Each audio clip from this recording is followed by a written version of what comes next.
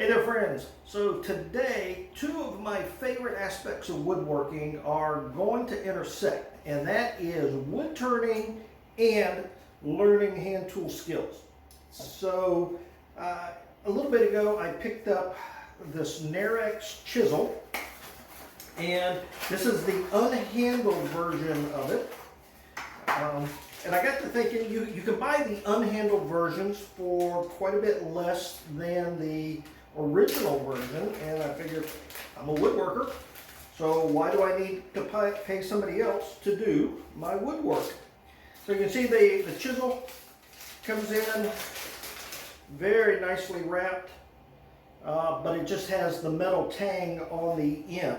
Now my original thought was to turn a wooden handle that looked similar to this so that they would all match it, but I got to reading a book. It was written in 1839. It's called The Joiners and Cabinet Makers, and it details a young apprentice and what it takes for him to learn hand tool skills, going from an apprentice to a journeyman. And in that, he talked about making his own chisel handle, because this is the traditional way to get a chisel. The blacksmith would make the chisel. It would come in unhandled, and then the woodworker or journeyman would make a handle that fit their own needs. And in that book, he detailed the traditional octagon-shaped handle. So that's what we're going to go for today. We're going to head out to the lathe. We are going to rough turn this blank down to size. By the way, this is a piece of hickory that you can see I split out. And the couple of ways we could do this: we could plane this down to size, but I'm going to go out to the lathe and make this a little bit quicker. So we're going to round this over and turn it to size. I will put a tenon on one end for the ferrule that goes with it. Okay, and then after that, we will come back to the bench and do the final shaping using our hand tools.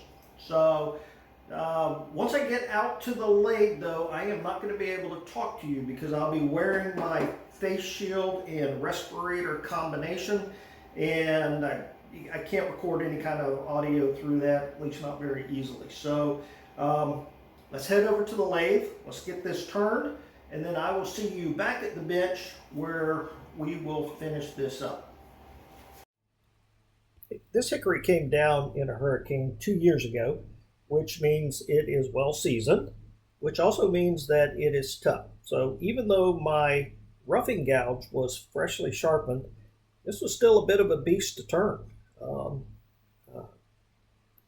Have to keep sharpening your tools on a regular basis, but we're going to start off just rough turning it, making it round, and then we'll come back in and do some final shaping. As this thing spins around, you're going to see that there's just a little bit of the pith left, and that pith has got to go. So we're going to come back in and take it down just a little bit more. But you see, my goal was to use my standard chuck jaws with this, but the branch itself, or this piece, was already too small. So I'm going to have to come back in and put a correct size tenon for my pin jaws. This will going to work just fine. It's just a little bit more work getting the tenon cut down to the right size, making sure I got a good shoulder on there, but not an issue at all.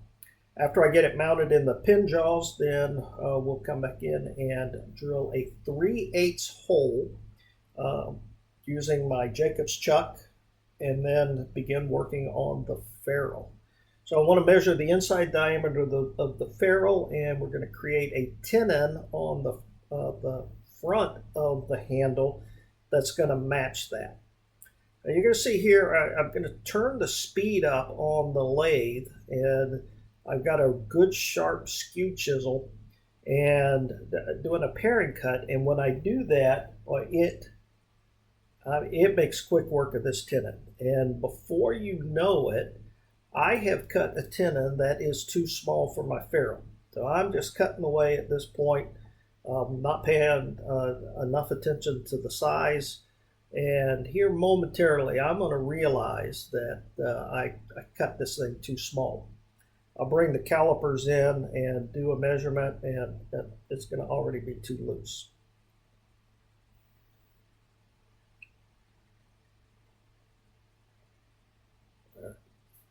So now it dawns on me that I have cut the tenon too small. So I'm going to have to part that tenon off, put a new one on there. I'm not going to show you that part, but I did just put a completely new tenon. But of course, the piece is long enough that I've got enough to play with.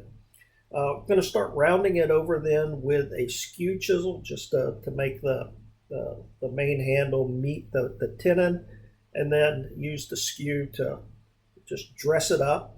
Puts a really nice finish on there when you've got a sharp skew, and use the skew at the end to round over the striking end and part the thing off. All right, friends, we got it shaped. We got the ferrule on. I have not epoxied the ferrule on yet. I'll do that before we put the chisel on there. Made a little V-shaped jig here to hopefully hold it nice and tight.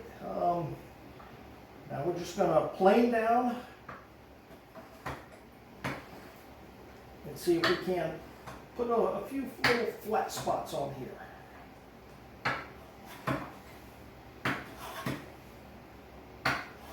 Slowly advance the iron until we start to get a cut. I have the facets marked out. I use the indexing function of my lathe to do that. Then we'll just shave the kind of the hump down to those lines.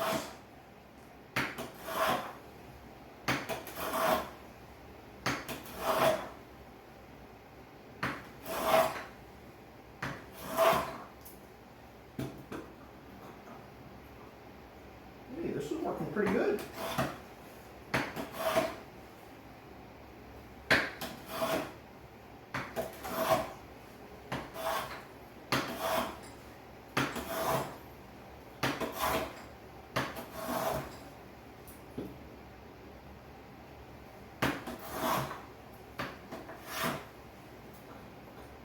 Rotating around after we get the 8 flat spots on there.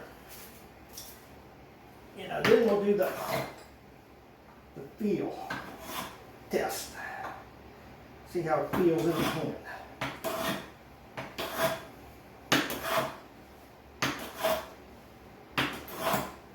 I'm going against the grain here a little bit. Starting to get a little bit of tear out, but not too bad.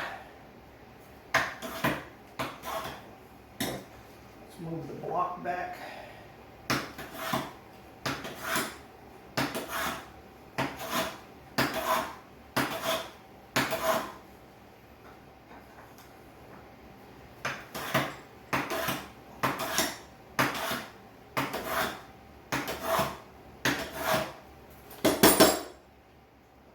Almost done.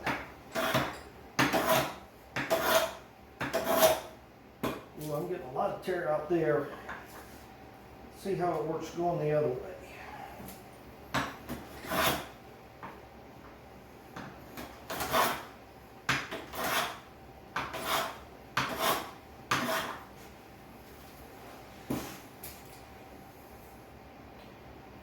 All right, for the end here, we're just going to put that in the vise and we're going to pull out our old standby spoke shave.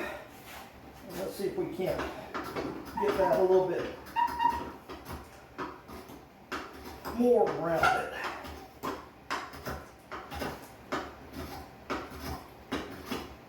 I got a burn mark here on the end from where I was parting it off, and that was not intentional by any means, but I kind of like it.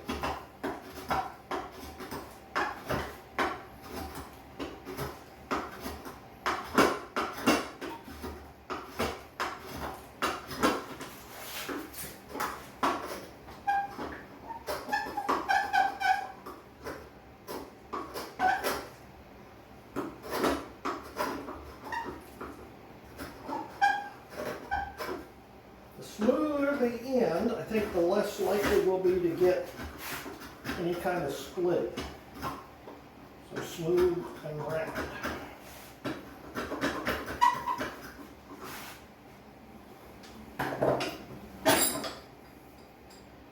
Okay, a couple of things here.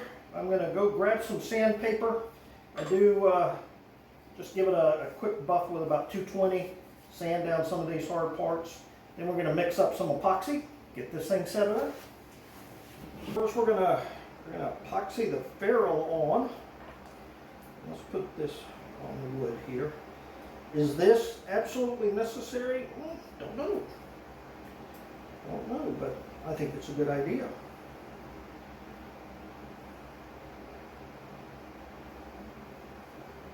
Just using 5-minute epoxy here. Let's try and get the logo lined up with one of the facets here. That's actually the best looking one, so we'll put that on there. Squeeze.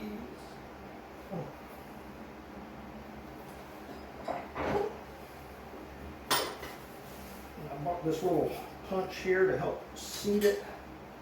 Don't think we're going to need much, but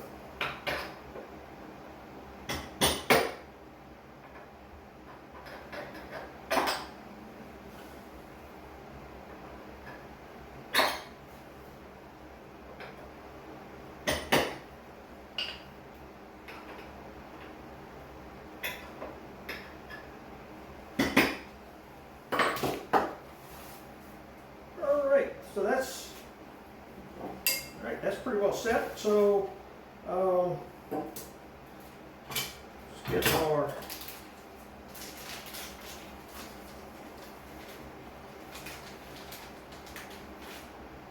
leather washer here. That gives you a little bit of cushion right there. So we are, let's get a little epoxy here on the tang.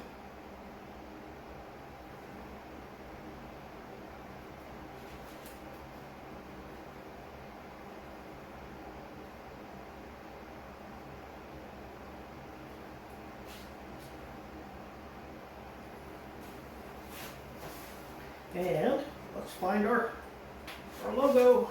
Where'd the logo go? There's the logo. Right there. So we have the flat part of the chisel to line up with the logo. No other reason than it just looks better that way.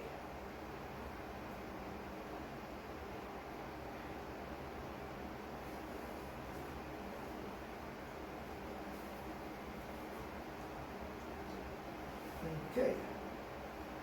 That's not going to go in right there.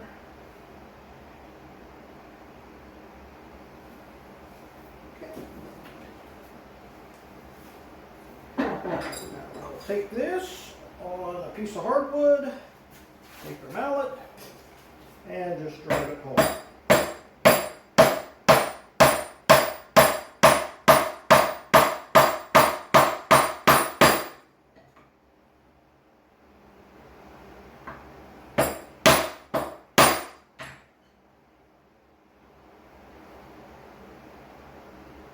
All right.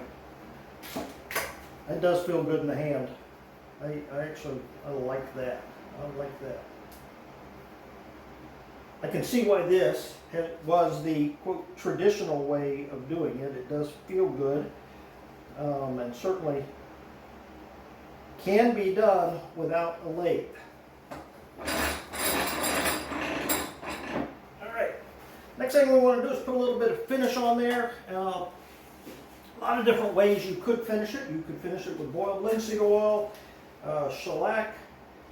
This is, I've used this before, so you've seen this. This is a traditional beeswax, turpentine, and boiled linseed. One, it smells fantastic. It smells like a pine forest when you do that. The boiled linseed oil will actually soak in and help harden the wood a little bit. The turpentine Just helps keep it nice and smooth. So we'll just all the way around. We'll let this settle up. Once that's dry, we'll just buff it off. And I think we're going to have us a nice functional chisel. I like that. It wasn't that difficult. A few minutes on the lathe, a few minutes with the hand plane. If you didn't have the lathe, you could actually start with a block of wood and plane it into an octagon shape and you would be just fine. So anyway, I think I'm going to be very happy with this. All right, friends, I think that's going to do it. Take care. God bless.